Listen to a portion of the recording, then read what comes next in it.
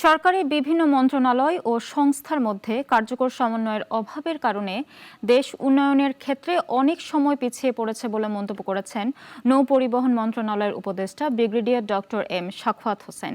বিশ্ব হাইড্রোগ্রাফি দিবস উপলক্ষে আয়োজিত অনুষ্ঠানে তিনি এসব কথা বলেন।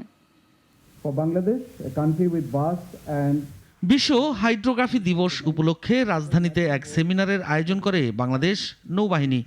It is about understanding our ocean, their features, ecosystem, and untapped potential. It is the fundamental step towards. সেমিনারে নৌ উপদেষ্টা বলেন, সমুদ্র সম্পদকে আরও কার্যকরভাবে ব্যবহারে হালনাগাদ ও নির্ভুল হাইড্রোগ্রাফিক তথ্যের কোনো বিকল্প নেই। We have a vast ocean with us. There are many countries in the world who does not have that kind of ocean. There are many countries in the world who have vast ocean but not navigable about the year or 12 months as it is. We are very lucky that we are on the top of the warm water areas. Brigadier Sakhawat বলেন, সরকারি বিভিন্ন মন্ত্রণালয় ও সংস্থার মধ্যে কার্যকর সমন্বয়ের অভাবের কারণে দেশ উন্নয়নের ক্ষেত্রে অনেক সময় পিছিয়ে পড়ছে।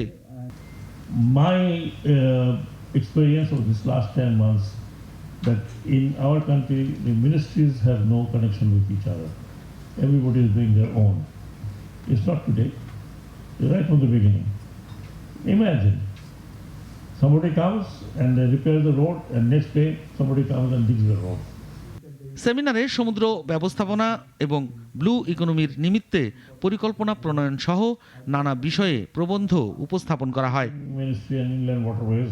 সাইফুল শাহিন, নাগরিক, ঢাকা।